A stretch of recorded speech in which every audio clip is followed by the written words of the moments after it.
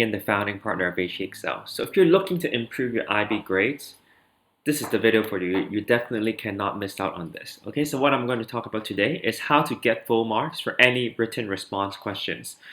So for any IB subject, for most IB subjects, I would say, like for example, for the sciences like chemistry, biology, physics, for business, econ, geo, humanities, for all of these subjects, you would get written response questions. So what do I mean with written response questions? I mean like it could be 2 marks up to like 15 marks, right? Like where you need to write an answer to a question. Okay, so because I've noticed a lot of students, they study a lot, but then when it comes to the exam, they get very low marks for this written response questions, right? But actually, there is a way of writing that will ensure you can get a level 7. Okay, you just need to study the materials and learn this method of writing. So this video is really about teaching you the method of writing. If you study enough and you use the method of writing I'm teaching you in this video, you will definitely get a level 7, okay? So now, let's really go to the...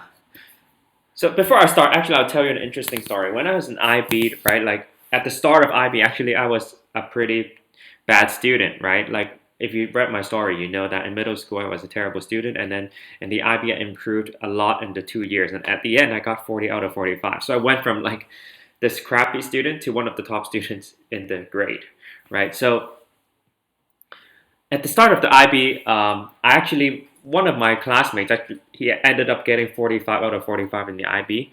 One time, just out of curiosity, I looked at his exam paper, and I saw that the way he wrote his answers was very much different from mine. Because at that time, I was a crappy student, and then he was already great. I read his answer, and I learned a lot. There's a special way in which he writes. Okay, I want to share that with you. So what's a great answer? Now, there are a few points. So for any written response question, a great answer will have these features. Okay, the first is that a great answer, a level 7 answer, is structured and logical, right? Like it's divided properly into paragraphs, okay? And each paragraph has a certain like message, right? Like each paragraph is about 1 point, right? It's very structured, or each paragraph. So the paragraph is broken down in a very logical way. So it's very easy for the examiner to follow. And it's very easy for the examiner to give you marks because it's very easily structured. If all your points are like scattered across the page without a logical structure, obviously it's difficult for the examiner to follow what the heck you're writing, right? So yeah, the first point is that your answer should be structured and logical. The second point is that you need to be able to answer the question, because a lot of times students, when they misinterpret the question, they actually end up answering the wrong stuff, right? And then obviously if you answer the wrong stuff, then you won't get the marks, okay? The third point is like, it kind of goes hand in hand. You need to answer the correct points, because normally in IB exams, the IB examiner will have a marking scheme. And the marking scheme, there are a number of points on the examiner's marking scheme. If you answer those points on the marking scheme, then you would get the marks, right? But if you don't, then you don't get the marks, right? So the good answer needs to answer the correct points. But then if you just state the correct points without explanation, you won't get full marks. So that answering the correct points is just the first step. Then you need to answer enough points. What do I mean by that? So if the question is like 6 marks, you have to at least answer 6 points. Okay, you need to at least answer 6 points. Okay? The next thing is also very important. No factual errors. Okay, let's say the question is worth 6 marks, then you answer 6 points. But then you write an extra point, the 7th point, but the 7th point is factually wrong. Okay? Will you get 6 out of 6, or will you get a mark deducted? Normally, you would get a mark deducted. So when you answer things that are factually wrong, you get marks deducted. So that's why you don't want to put on page anything that is factually wrong. Okay, so make sure the stuff that you answer actually is actually academically correct. So don't answer things that you don't learn. Don't make up arguments, basically, right? Make sure that your points are factually wrong, factually correct. The last one is that your explanations need to be very detailed and logical. Detailed and logical explanations, right? Of course, sometimes the question is just state, and so not every question will require to explain, but more often than not, the question will need you to explain. So make sure your explanations are detailed and logical. Okay, that's very important, and that takes practice. To be honest, like you need to practice your writing skills. Okay. So normally, how do I tackle a question? So let's say if I see a question that I need to answer, how do I tackle it? The first step is I will look at the question and I will try to see like what is this question actually asking of me, right? Is it if it's a describe question or is it an evaluate question or what kind of question is it, right? And then um, after I know what they're asking of me, I'll plan out my answer. So I think like how many paragraphs will my answer have? What would each paragraph be about? So briefly plan out my answer, and then I'll come up with the point that I'll write. Okay, so I'll kind of write it down. Like what are some arguments I'll write? Okay, make sure that the arguments you write is at least as many as the marks of the question, right? Like for example, if the question is worth 6 marks, make sure that you have at least 6 points. Okay, make sure the points are valid, and then lastly, I'll write my answer. But when I'm writing my answer, I need to explain each point, right?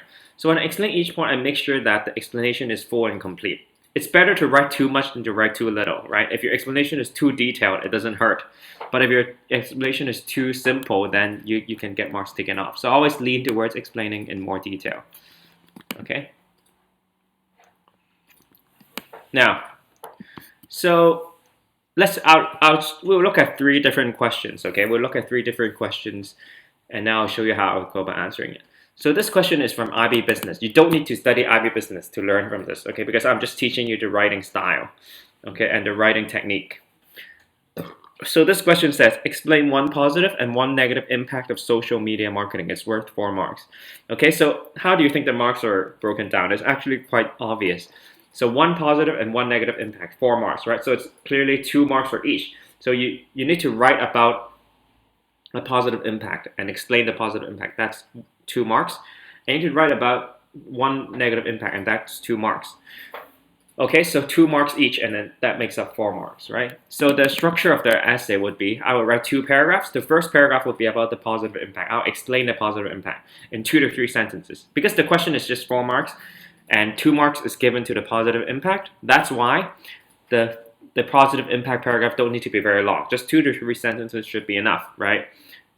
Because it's just 4 marks in total. And then for negative impact paragraph, I'll again write 2 to 3 paragraphs, right? Okay, so I'll show you the actual answer. So here, here you should see it here. So the first paragraph, as I said, I'll write about a positive impact. So I said, one positive impact of social media marketing is that it is relatively low cost compared to other forms of marketing. Social media marketing can often be done for free, such as creating viral posts and videos. Such as, I should say, posting viral posts and videos. So you can do these things for free, right? On the other hand, other types of marketing, such as TV marketing and billboard marketing, are relatively more expensive. Okay, so see the positive impact is that it is low cost, and then I explain why it is low cost, right? So the point is that a lot of social media marketing can be done for free, such as posting these posts or video. You don't need to pay Facebook to post to make a post, right? If I upload a video on YouTube, that's free as well. Right, so that's why I said it's always often done for free. By the way, this is a real IB exam question, right? I didn't make this question up. So, and then one negative impact of social media is that negative experience of customers can often spread very fast and damage the firm's reputation. So I need to explain this, right? So I explain it with an example. So for example, customers with a bad experience can comment on the company's Facebook page, which can then be shared and viewed by many other social media users, right? So yeah, you can see it's basically for positive impact, I explain the impact, and so I state the impact and then have an explanation. So 2 marks. And then for negative impact, sorry, this should be negative. Negative impact, I state the negative impact and then I explain. So 4 marks in total. See? So yeah, let's go to the next question. I'll give you another example. Okay, so I give you a longer question as an example, which is describe the events during mitosis, right? So it's 9 marks, right? So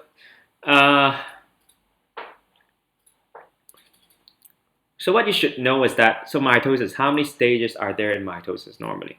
Normally if you know biology, there are 5 stages in mitosis, right? So 5 stages. So nine marks divided by 5 stages. So that's around 2 marks for each stage.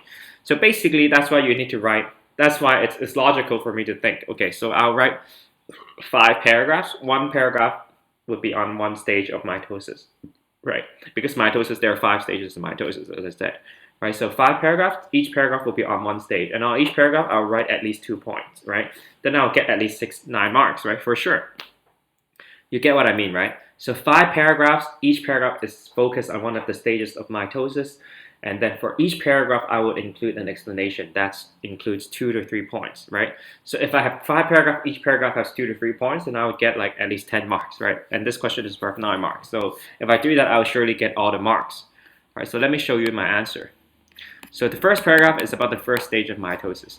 Interphase is the first stage of mitosis. During the stage, many metabolic reactions such as protein synthesis, DNA replication, and production of mitochondria and chloroplast take place, okay? And then moreover, mitochondria, chloroplasts, and other organelles increase in number to prepare for division, right? So see, this is the first stage, and I describe 2 events that happens during interphase. So in this paragraph, I would surely get 2 to 3 marks, that's for sure. Okay, then I go to the second stage.